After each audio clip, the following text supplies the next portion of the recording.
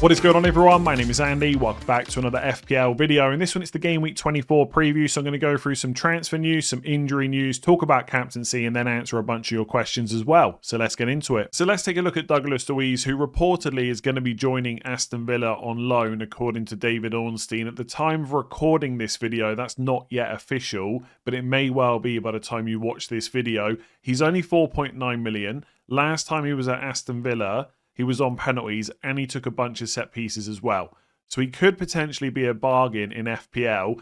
And Villa have quite a few injury problems at the moment as well. So McGinn is out. Tielemans apparently is going to be out even longer than McGinn. And Kamara, I think, is out for the season as well. So the chances are, if he's fit enough and able to, Douglas Luiz is going to play a lot of minutes. He may well be first choice penalty taker and he may take some set pieces as well. And as we know, Aston Villa's fixtures are pretty good. So Brentford at home this week, followed by Bournemouth away, Brighton at home, Leeds at home, Wolves away in 28, then Chelsea at home, Man United away, and West Ham at home in the blank in 31. So he's definitely worth considering. The one thing to say, he hasn't played a huge amount of minutes for Nottingham Forest, and I'm not completely sure that he's just going to come into this Aston Villa team and play 90 minutes every single game. I think they will hope he can do that because of the amount of injuries they've got. But it's whether he can do that. So he may be the same kind of player as he was before for a much cheaper price, but it's not guaranteed. So I think it's worth looking at, but you don't necessarily need to rush into doing it or anything like that unless you're desperate for a cheap midfielder this week. And also, there's just a lot of options at that price.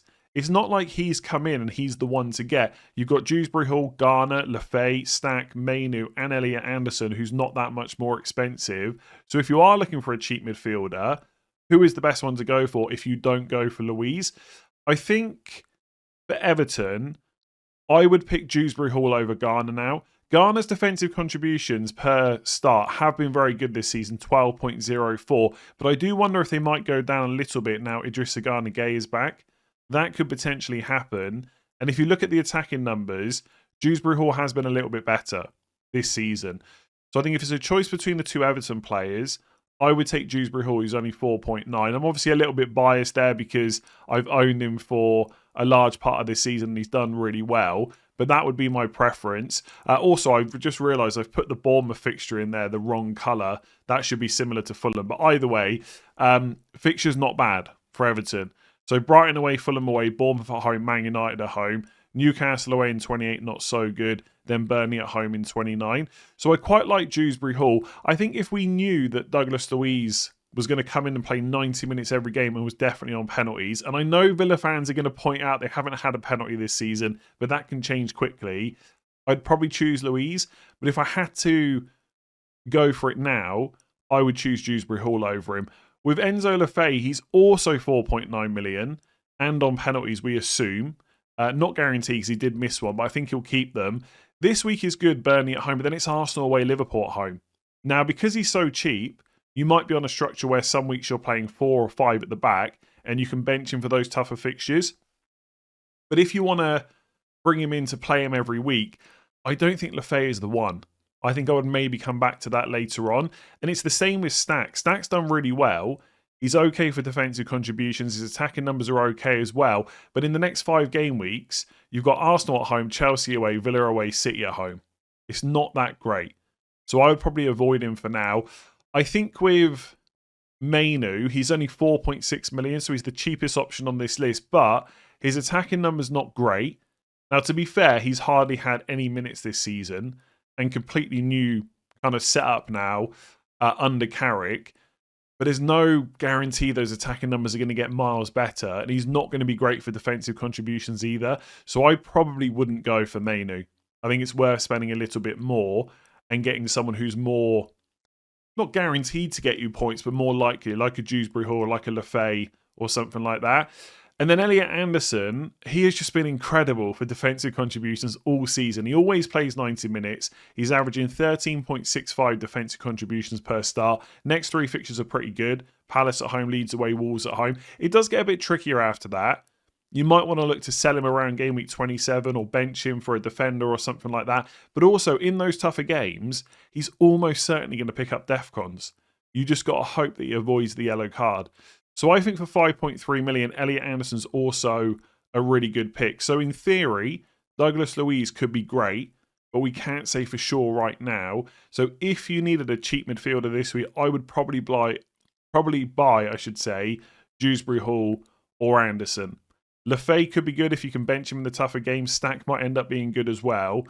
But that's my preference. Anderson, Dewsbury Hall, maybe Luiz. Let's look in future game weeks. Just something really quickly I wanted to add on the end about Douglas Luiz. I think the assumption with him is he'll also be pretty good for defensive contributions, but actually he's not quite as good as you'd think. So I tweeted this out on Tuesday after looking at the stats on Fantasy Football Hub. As always, if you want to check these stats out for yourself, use all the other tools they've got. Links in the description below. This season, he's averaging 5.4 per start, but his minutes haven't been great. In previous seasons at Aston Villa, 8.29, 2023-24 season, 9.94, 2022-23 season, and then 9.55 in the 2021-22 season. So he might pick up defensive contributions in some games, but he's not like an Elliot Anderson type or even a Garner type where they're getting it very regularly. So he'll sometimes get it, but not necessarily all that often, remembering that midfielders have to get to 12. So he's somewhat of an okay pick for DEFCONs, and he may have penalties, but there's no guarantees here. But for 4.9 million, maybe that doesn't matter. So one signing that has been confirmed by Aston Villa before I finish recording this video is Tammy Abraham. That is now official. He has joined Villa and obviously is going to compete for Ollie Watkins for that number 9 role. Now, I'm not going to pretend that I've seen Tammy Abraham play much football recently, but I know he scored a few goals when he was at Chelsea when he was given a chance. So I don't think he's joined just to sit on the bench, and I think he will get minutes. Now, Villa are obviously in Europe and stuff like that. They've still got cup competitions to play as well. So there's plenty of matches he can be used for, but he is likely to eat into Watkins' minutes. Even if Abraham doesn't start a Premier League game, he'll almost certainly come on off the bench. And it's very unlikely that they'll both play together. There was all that talk. Do you remember when Duran was at the club and Unai Emery kept saying how they could play together? He's just got to figure it out. Basically, almost never happened. So I don't expect that to happen here either. So we could start seeing Ollie Watkins get subbed a bit earlier. I still don't hate the Watkins pick because the fixtures are so good. He's got that eye for goal. He's got the goal threat. He's getting chances. But he is nearly 9 million. He's probably not on penalties. I know penalties, it's so boring to hear about, but it's a fact. Well, it's probably a fact. We don't quite know who the Villa penalty taker is. It's probably not Watkins. And now the minutes are going to go down a little bit as well. If you've got like an Ekatike who you're already sick of and you want to move to Watkins, I think that's fine. But I wouldn't be forcing it. I wouldn't be making a double move to move funds from midfield to get Ollie Watkins in. I don't think he's that good. I think Abraham just spoils it a little bit more as well. So Bournemouth have also confirmed a new signing, Rayan from Vasco da Gama. Now, he's not yet priced in FPL, so I don't know how much he's going to cost us, but he's definitely one to monitor because of how good Bournemouth's upcoming fixtures are. I don't know a lot about him, but I did look him up, and his primary position seems to be right wing. So potentially it's a Semenyo replacement, but he can also play striker as well. Now, I don't expect him to come in and take over from Evan Nielsen or anything like that, but the more attackers that Bournemouth have got available, it obviously has a knock-on effect to all their minutes for the likes of Krupa Jr. as well. So potentially we might see his minutes dip a little bit, but I don't think it's a huge concern at 4.6. I wouldn't let this signing put you off going for Krupa Jr. Whether Rayan is going to be worth it, we'll have to wait and see how he does and what price he is. Presumably, it will just be too risky at any point to go there unless you can be 100% sure about his minutes and unless he hits the ground running. But the fixtures are very good. Let's say he comes straight in the first two, like game week 24 or 25, and plays really well. You hit game week 27, West Ham away, Sunderland at home, Brentford at home, Burnley away. Maybe he'll be worth looking at. I suspect I will prefer someone I can be a bit more sure about, but you never know. Let's see how he does. So I'm recording this video on Tuesday evening, and earlier today, Laurie Whitwell, who's a journalist for The Athletic, tweeted to say, bad news for Man United, Patrick Dorgu set to be out for around 10 weeks after scan reveals hamstring injury. Now, it's not been officially announced by Man United, but we'll probably find that out later this week, possibly even by the time you watch this video. So do not buy him, as I know some people already have this week, because he was looking like great value at 4.4, just not an option to bring in. What are the knock-on effects for Man United? It's not ideal because he played really well. It's actually a real shame that he's picked up this injury, but presumably Carrick won't overhaul the setup all that much. Someone else will just come in and play left wing rather than changing formation or something like that, and it'll probably be Cunha. That would be my guess. Cunha left wing, Mbeumo up front, Amad Diallo right wing. But I will say, if you can put off any decision that involves buying Man United players until game week 25, I think that could be worthwhile. What if Šeško plays up front and Mbeumo or Amad plays left wing and the other one plays right wing and Cunha's still on the bench? That might change your mind about who to buy. So I wouldn't rush in and get anyone this week. I think it's okay, by the way, to take a punt on Amad or Mbeumo if you want to. But if you can put it off until game week 25, that's also okay. Like, yes, Fulham at home in 24 is pretty good, but the fixtures are still pretty good afterwards. And also, it wouldn't be the worst thing to see how Man United set up and play in a fixture where they'll be expected to be more dominant on the ball, expected to win, whereas that wasn't the case with the Arsenal and City games. So, not great. If you're a Dorgu owner, there's loads of defenders you can look to move to. Munoz, if you've got the money. I probably wouldn't go for another Man United defender like Harry Maguire because when De Ligt's back, that could be a problem. You've got Bournemouth defenders like Senesi. I'm going to talk about James Hill later as well. Or you could go for a Sunderland defender if you want to go really cheap and get the Burnley at home fixture this week. I think they've got Fulham at home in 27 as well. Joachim Andersen, not a bad option, but you probably don't want to buy him this week. And obviously for Dorgu's price, he's benchable anyway. So you can decide who to sell him for in a future week as long as your defence looks good right now. But yeah, looks like he's going to be out for a while. Got to go soon if you own him. Definitely don't buy him. So in the transfer tips video yesterday, I spoke a lot about Chelsea players, but completely forgot to include Cole Palmer, which is really bad of me because I know a lot of people went there early and they're wondering what to do. The reality is I'll have a better answer for you later on this week, maybe in final thoughts, once we've seen the Champions League game midweek. Is he in the squad? How many minutes does he get? What does Rosenior say? These are all going to be important things. At the moment, my feeling is if you're an owner, I would give him every chance to play that West Ham game. You've already put him in your squad, so the decision is different now. Do you use a transfer to get rid of him before West Ham at home, Wolves away, Leeds at home, Burnley at home? Probably not, especially if you're not desperate for the money. So even if he misses out midweek, as long as Rosenior is confident or positive about his minutes at the weekend, I would lean towards keeping him. Now, I know it sounded like he was probably going to be okay for the Palace game and he wasn't, so it would still be a worry. But I think if he's already in your squad, I would chance it. And if he gets minutes midweek and doesn't pick up another injury or nothing's mentioned about his fitness, I would definitely keep him because he's a huge differential right now. So at the moment, with current information, I would lean towards holding him for West Ham at home. If you don't own him, I'd be really cautious, especially if Chelsea don't finish top 8 in the Champions League. Because if they don't, they'll have playoff games around the Burnley match. Wolves away in 25 to Leeds at home in 26 is already a 3-day turnaround. There is every chance he may only play like 2 or 3 of these 4 game weeks. And for 10.4 million, I'd want more certainty than that. Now, if you can get him in one move, and it doesn't really affect anything else in your team, maybe you just chance it. But I would not be restructuring my squad to get Palmer in. Like, who would have the confidence to captain him right now? And again, you don't have to captain a player that costs 10 million, but it is nice if you're able to do that. And I think this week, if you want to go against Haaland, you got Bruno. Next week, if you want to go against Haaland, you got Bruno.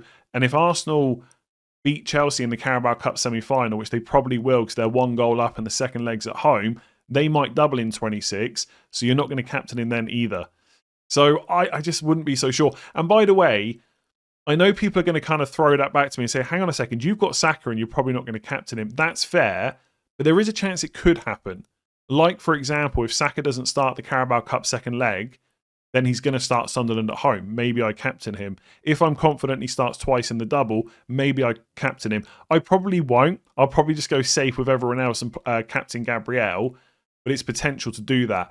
He's also not injured, Saka. So I'm pretty confident he starts Leeds away. I can't say the same about Palmer. So that's, and also, it just hit my desk there. It's a slightly different decision, right? I own him, so it's about whether to sell him. I get that no one wants to buy Saka right now, and I'd probably be in the same boat if I didn't own him. but I've already got him, so I don't want to get rid. Same with Palmer. If I had him, I probably wouldn't want to get rid, but I also don't fancy buying him right now. It just seems way too risky with the number of injuries and stuff that he's getting at the moment. So let's talk about captaincy for game week 24. I think most people would just default to Erling Haaland against Spurs away this week, which, by the way, is a completely reasonable decision to come to, and one that I might go for myself. I don't think there's any chance that he doesn't start this game. He will be in the team, I'm pretty sure, for their Champions League game midweek as well, but I do not think that's going to stop him playing Spurs away. I know he was just benched for Marmoush, who did okay, but that's not something that I would expect to carry on moving forward. And I got it completely wrong last week, by the way. I thought Haaland would start, but to be fair, I think I said at one point, or maybe people got me thinking about it because they kept mentioning it, if he's not going to rest him against Wolves, when is he going to rest him? They haven't got many other games coming up where you'd want to do that. So I think now he's had that rest, we can expect it to go back to normal where he's just starting every game. Maybe he starts getting subbed a little bit earlier. That's possible. But he is going to start. I have no doubts about that, especially when the gap to Arsenal has been closed as well. So Spurs away, he'll start. Spurs obviously not playing that well at the moment. And he's just been brilliant for most of this season. Yes, he's been terrible recently. That can change quite quickly. So I do like Haaland this week. It's a pretty good fixture. He's going to start. No issues around that. It's not necessarily the worst week to go against him, though. Bruno Fernandes has been super consistent. I spoke about this on Transfer Tips when people were looking to bring him in. There's not many games recently that he's blanked. He's now playing number 10. There's a bit of hype around Man United. Maybe that's a bad thing. We've been here before. They've beaten teams like Liverpool, Arsenal, Man City in the past. Then they struggle against teams like Fulham. But you do get, and again, I don't want to get too much into the Man United are back, etc. But you do sense things are a little bit different right now compared to when maybe Amorim beat one of those teams. There does seem to be a bit more risk-taking. They're playing a back four. Bruno's playing number 10 and running the show. You would expect Man United to score a couple of goals in a game like this. And if they do, who's going to be involved? The guy that's pretty much always involved. He's going to play 90. There's no other competitions to worry about. On penalties, decent underlying numbers for the season. And also, one reason why I'm super tempted to do it, outside of the consistency, huge differential.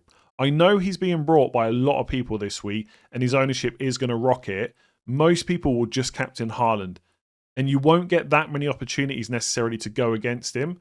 This might be one of those weeks. I've seen people considering it next week as well. I think that's a bit easier because Bruno's got Spurs at home and Haaland's got Liverpool away. In fact, next week I'm almost certain that I will captain Bruno. This week is a little bit closer. As bad as Liverpool have been, they're not as bad as Spurs away. So this week Haaland's still got a good fixture, but I might just take the home game. It's the kind of fixture. And the thing with Bruno is once he gets a return, he's so good for bonus. We saw it against Man City. 1 assist, defensive contributions, 10-pointer. From 1 assist. Haaland can't do that. So Haaland's the obvious pick and arguably the best on paper. I'd be very tempted by Bruno. Outside of that, you're taking a punt on someone else. If you're someone that's gone for Salah, who's back in the team, and presumably going to continue to start. He's got Newcastle at home, not a bad fixture, especially if Newcastle are missing players like Bruno Guimaraes. Gets a bit better for Liverpool. But I doubt many people own him, right? And I certainly wouldn't bring him in to captain him. He's not that good of a fixture. Or, if you want to look elsewhere, you've got someone like, Palmer against West Ham. I just think that's so risky. I'm already a little bit worried about bringing him in, let alone captaining him. I probably wouldn't go there unless you're absolutely certain about the minutes. I think Arsenal against Leeds could be good. We could see Arsenal bounce back. They haven't been great recently, but it's probably not good enough to captain someone like Gabriel or Saka. Probably not. Or you look at, say, Aston Villa against Brentford at home. Now, I don't think I would go for ROGERS. Doesn't have many set pieces. Underlying numbers not great. I know he continues to do well. I think he's a good pick, but he's not captaincy material. Maybe Watkins, potentially, who's got good goal threat. And it's a pretty good fixture. But is it enough to not captain Haaland or to not captain Bruno? Not convinced by that at all. And I don't think there's really too many other players that I would look at, in all honesty. I know last week I didn't talk about Thiago. A lot of people pointed that out that I missed him. This week I don't think there really is anyone else. I wouldn't captain Mbeumo ahead of Bruno, for example. So by all means, go for Haaland. But if you want to go different, Next week, Bruno is definitely on the cards. This week, I think he is as well, and I am very tempted to do it. So let's get into some of your questions, and a few people asked me a similar one to this, so I just grouped them all together. Who's the best pick, Semenyo, Rogers, or Mbeumo? Now, if I had to pick one for Game Week 24 on current info, I would go for Rogers, because I know exactly what I'm getting from him. He's absolutely nailed on to start every single game. He always plays 90. The fixtures are good from now until game week 31. We know 31 will be a blank for some teams, and that week Aston Villa have got West Ham at home. So he is like a sure thing. Yes, I am always slightly concerned about his underlying numbers. Can he continue this overperformance? But he's still young. He's still getting better. And last year, the underlying numbers weren't that bad. So we've got some data to go on to show that he's a pretty decent player. He's always playing an attacking role for Villa. He's not bad. There's slight concerns about the midfielders they're missing, of course. But because he always plays 90 with the decent fixtures they've got, he's never a bad pick. So I think right now, he would be my choice. Fast forward to game week 25. If Mbeumo plays number 9 again, and if his minutes improve because Dorgu's out, he is the one that I would want to go for because his underlying numbers this year have been great. His goal threat is much higher. He's got some creativity as well. Mbeumo also has good fixtures. So I think right now I'd pick Rogers over Mbeumo just for certainty and minutes and stuff like that. Because we have seen Mbeumo get subbed twice around the 70th minute under Carrick so far. But with Dorgu's injury, that might improve. So I, for my own team, may want one of these two players soon. I'm going to try and put the decision off until next week to get one more games of information. One more games worth of information from Man United. Semenyo is the last one I would buy. Now, I know that sounds crazy because he's played 90 minutes recently in City's games. He's done really well. Spurs away is not a bad fixture. The fixtures after Liverpool are good as well. But we have been here so many times with Man City players. They look great, they look nailed, then they're not, and they become a headache straight away. Because as soon as they get benched, you start questioning how many more times they're getting benched. Maybe I keep them one more week until they get benched again. Okay, well, they've been benched now. Maybe they'll start the next game. Semenyo, to me, is not good enough for that headache. Like, his underlying numbers are fine, and maybe they improve at Man City, right? He's in a better team. He may get more space. He may get more chances. But I don't believe he's a much better pick than the other two. And at least with the other two, I'm more sure they will continue to start and continue to get good minutes. Once City have got players that can play in all competitions, is it a guarantee that Semenyo plays 90 minutes every Premier League game? Absolutely not. And also, you're buying before 2 away games. Now, Spurs is fine, but Liverpool away is not great. So I think if I'm going Man City, I want to put that off until maybe game week 26. But then the problem you've got is Man City, if they go through against Newcastle in the Carabao Cup, which they almost certainly will because they've got a 2-goal lead, they will probably blank in game week 31. Now, I know what some of you are thinking, and I do hate this stage of the season because you constantly talk about blanks and doubles. It can get a bit tedious, but ultimately that's the game we're playing. So let's just say you don't want to bring him in for the next 2 games, and then he's also going to blank in 31. You've got to be absolutely certain that Semenyo is miles better than the other picks to warrant bringing him in to have to take him back out for that blank. Now, as I've said in other videos this week, maybe we get to game week 31 and free hit is the best strategy because of how the blanks and doubles are going to fall later on, but it almost certainly won't be the best strategy. And even if it is, you're free hitting to keep Semenyo so you can have him for Chelsea away in 32 and Arsenal at home in 33. I just don't think it's good enough. You get to 26, Fulham at home, Newcastle at home, Leeds away, Forest at home, West Ham away. He could do damage in those fixtures, but is it going to be enough to not pick Rogers or Mbeumo instead? Not in my opinion. And those two players have got the insurance that they'll play in game week 31. And in my opinion, are more likely to continue to start. So I think, I got to be careful with my words because people get very offended. I think Semenyo is a good pick, but I think he's also being quite overrated right now. He's not miles better than most other players at that price point. If you've got him, you're laughing because he's going to start against Spurs. There's idiots like me that won't buy him. But I don't think he's quite as good as everyone is making out. So I would buy Rogers right now. But fast forward a week, it may be Mbeumo that I go for instead. So I had quite a few wildcard questions, and this is the one that I picked out. Do you think it's worth taking a -8 or a -12 to sort your team out to save the wildcard for later? I have the likes of Ekatike, Foden, Guiu, Vandenberg, and Dorgu to sort out. These questions at this time of the season always come up, and the reality is it's difficult to answer because you're not quite sure what the wildcard is worth later on. It might be that people wildcard in 24 and they're able to perfectly manage the rest of the season, and a late wildcard is just not worth it. The problem is it might also be worth lots once you get blank and double game week information. So for that reason, I would always take steps to try and put it off until later on, if possible. I guess my general viewpoint is -4 I would absolutely take to avoid wildcarding. -12, you're in the territory of you probably should just use it. And the reason I say that is you might wildcard now, and okay, you might have to take a hit or two later on, but it might not be a -12. And if you do wildcard now and later on you do need a -12 because things have gone so badly, that doesn't matter because you were going to take one right now anyway. So -4, definitely put the wildcard off. -12, probably wildcard in my opinion. -8 is obviously in the middle. I'd probably lean towards taking the -8 over wildcarding, but it is one of those that you could go either way with it, really. Also, please really think about who actually is a major issue that needs wildcarding, because honestly, you've put 5 players in the question. Is Guiu really a reason to wildcard? Now, I understand if you've got some minutes risks in your team, like Dorgu's injured, Ekitike might not start games, etc. Having Guiu on the bench is not great, but he's not a reason to wildcard. Most weeks he's your third bench option that you never need. Okay, Dorgu, yes, he needs sorting out soon. Ekitike probably starts Newcastle, so longer term he may need to go, but right now he's not an immediate issue. Foden might even start Spurs.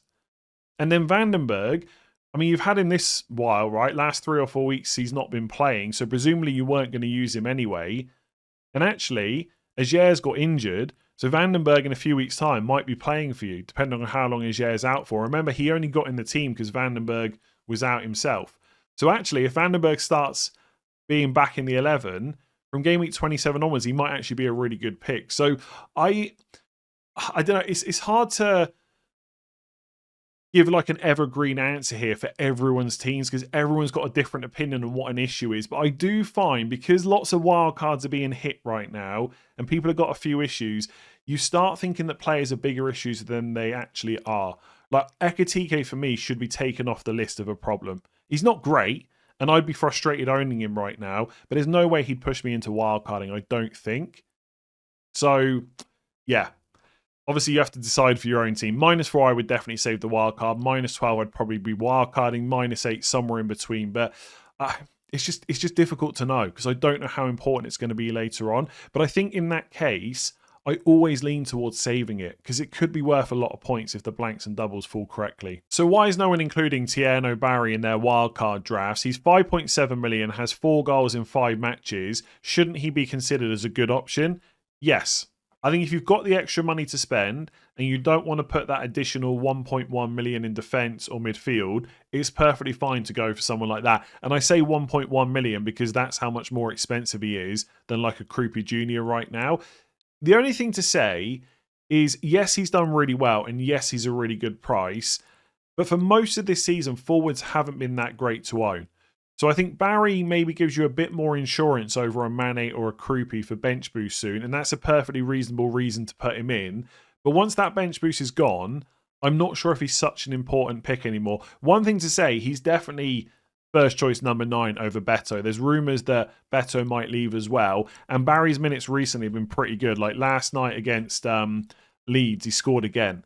So it's 88, 83, 86 and 90 minutes and 84 last 5 games. So the minutes have been good. So I quite like him. Yeah, I think the Everton fixtures are decent. And if you can set up the rest of your squad and it looks good, you're happy with it, and you've got a Barry instead of a Mane or a Krupi, I think that's perfectly reasonable. I mean, you could even make an argument to go for like Haaland and Barry right now and then still have a cheap forward if you don't want to go for Thiago and maybe come back to Thiago later. So I quite like him. I think in and around that price for forwards, you have got a few options. So Brobby is another name that comes up at Sunderland. Personally, I just don't think I would go there. I guess at that price point, they are benchable. So you could set up with like Haaland, Thiago, 5.5 million-ish forward. And then some weeks you play them, some weeks you don't. But like Brobby's got Burnley at home, but then it's Arsenal away, Liverpool at home. And the minutes do look good, but I think I'd prefer to go for Barry over Brobby. The other one, and I'm probably going to miss someone here, but one of the others is Igor Jesus, whose minutes are okay, doesn't always hit 90, but he should start more often than not, only 5.8 million. And the next 3 fixtures for Forest are pretty good, although then they do get tougher. So Liverpool at home, Brighton away, City away. But next 3 are pretty good. I think there's a... So with Everton, I think there's no chance that Barry's on penalties. We know it's Ndiaye. For Forest, I think Gibbs White has missed 2 of his last 4. So maybe someone else gets them. I reckon it could be Igor Jesus. Maybe Elliot Anderson, outside chance. He's also taken one and scored this season. But I suspect it'll be Igor Jesus if Gibbs White has to give them up or if someone else is going to get a go. So he could be worth a look in. But I do think you're probably right. I think overall for the next 6 weeks, Everton's fixtures are probably the best. Like, Forest are better next 3, but next 6, I just about prefer Everton. So if you're going that price, yeah, Barry, it's always, with these things like why is no one including them, right? It's always a preference thing and always a context thing. Like, I didn't really consider him because I guess there's some subconscious bias that I don't really want to spend more than I have to on that third forward spot. So if I can get away with bench boosting over the next few weeks with a Krupa Jr., I'd much rather not have that money in that position because defenders and midfielders have been so much better this season. But if you do want someone a bit more expensive, then yeah, I think you can make an argument that Barry is the one. I've just remembered who I forgot him. How could I forget him, right? The guy's been absolutely smashing it. Not recently, but recently-ish. Calvert-Lewin. 6 million he is now.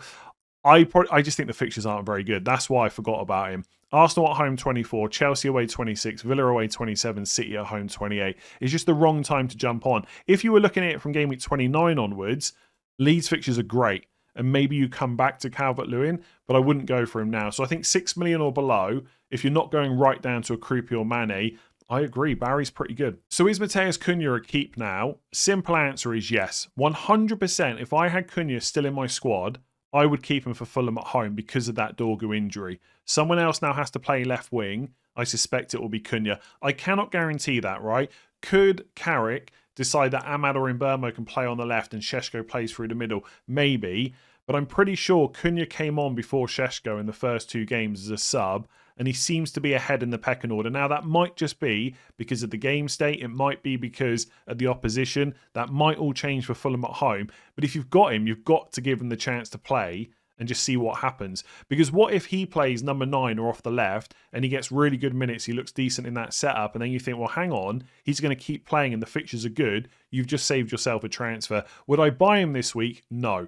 I would definitely wait until 25 to buy Cunha, because he's clearly more of a risk than Mbeumo and Ahmad based on the first 2 games, but he might end up being good, and he's cheaper than Mbeumo as well. So if I had him, keep him for the Fulham game, hope he starts, reassess afterwards. So who's better to buy this week, Ndiaye or Sarr? Ndiaye has the penalties, but Sarr has the fixtures. Both 90-minute men, so which one? This is really tough. Usually I would just side with the penalty taker and say go for Ndiaye. But you're right, the fact that Sarr gets to play Burnley at home in 26, Wolves at home in 27, Leeds at home in 30, you do look at those fixtures and say, it's got to be the Palace guy. And also, without penalties from open play, Sarr is just more of a threat as well. Now, Ndiaye, I would say, basically has no competition for his place at the moment. Like, especially with Grealish. Like, obviously, when Grealish was fit anyway, Ndiaye was playing on the right, but then they'd have more players to sub on. That's not such the case right now. So if Ndiaye's playing on the left, Dibling's playing on the right or something like that, you got one less player to sub on. So I think as much as Everton can get 90 minutes out of Ndiaye, they will. With Sarr, obviously, Pino's been playing well. Brennan Johnson has been signed. But honestly, the fact that Sarr came back from AFCON, straight in the team and played 90 minutes, I don't think he's got that much competition either. He's clearly the top of the food chain when it comes to playing in those positions behind Mateta. He's ahead of Brennan Johnson. He's ahead of Pino as well. So there's not much to split them. Okay, so from now until game week 30, I think there's every chance that Sarr scores more points. So therefore, he should be the better pick. But sometimes a penalty taker will just get something from nothing. And also, Everton will almost certainly play in game week 31, whereas Sarr won't. Now, it is Chelsea at home in 31, and that is after Arsenal away in 30, so it's not great. But these things can be helpful. So with Ndiaye, if you bring him in and he stays fit, in theory, you just keep him all the way till 31. With Sarr, you bring him in, you know you're selling him later. But honestly, game week 31 is so far away. I would, like, you get 7 weeks before then. I would be so tempted just to go for Sarr. Like, it's not that Everton's fixtures are bad. So both teams have away games in the next 2, and they both play Brighton away. So the other game is Fulham away for Everton, Forest away for Palace. So it's much of a muchness. I think Palace's next 2 are probably slightly better, but not by a massive way. And then Everton have got 2 home games, but it's Bournemouth and Man United. Whereas Palace have got 2 home games, it's Burnley and Wolves. I mean, Everton do get to play Burnley at home as well, but it's not till 29. Then it's Arsenal away. I think they're both really good picks. I would not be surprised. I would not be surprised if the Ndiaye route ends up better, just because of penalties and the fact you don't need to sell him in 31. I know it's not a good fixture, but by being able to save that transfer, it might open up an opportunity elsewhere. But then again, if you're selling Sarr, you just buy whichever player that is anyway. Like, you could just go for Sarr until game week 30, then switch into Harry Wilson in 31, or Tavernier if he's back, or someone like that.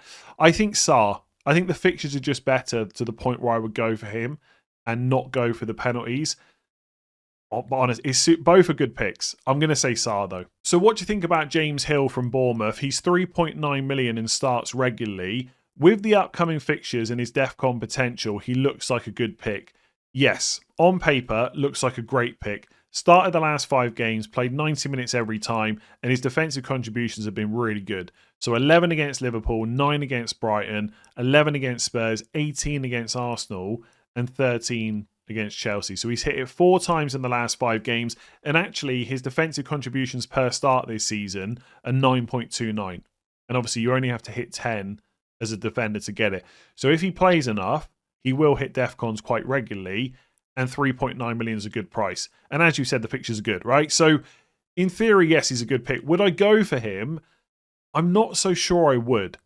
I just think, and I'm going to be saying this a lot over the next few weeks, potential double in 26 to think about. Now, if that's Arsenal, most of us are already tripled up. But if something happens to one of those players between now and 26 and they've got a double, you will want to fix that. Blank in 31. Whether that matters depends on when you're wildcarding. You know, players that people have got have suddenly become minutes risks. Maybe they got injured. There's just a lot going on. Is James Hill such a good price that it's worth risking the minutes longer term?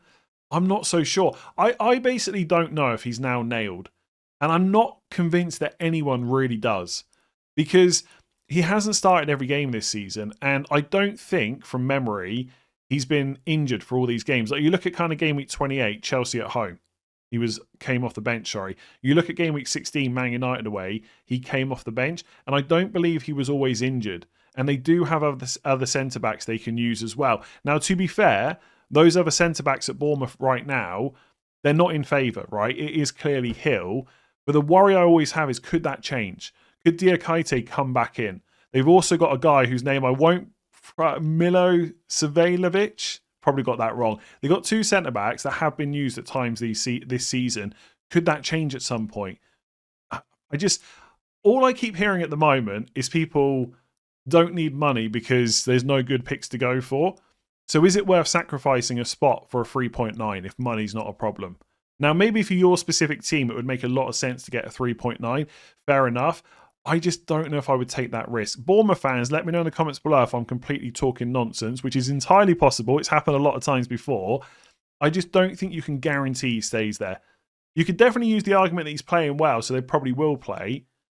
Is it a guarantee? That would be my concern. And so I think I would just get Senesi if you've got the money. Now, he is up. In the summer, his contract is up and he hasn't signed a new one. So I guess there is a chance if they get a good offer, he could get sold in January. And the transfer window doesn't shut until after game week 24. But he seems a more sure thing. I wouldn't risk Hill.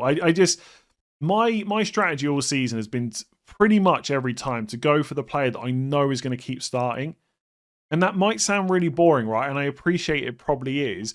But it does open up other opportunities because you're not always stuck fixing problems. Now, if you bring Hill in to play him for these good fixtures, then he loses his place. Straight away is a problem. You've got to look elsewhere. So, yes, in theory, really good pick. Would I go there? Probably not. But that is the type of manager I am. You might be a different manager. That is absolutely fine. If you've enjoyed that video, make sure to give it a like and hit that subscribe button. I'll be back tomorrow with a team selection video, so I'll catch you then.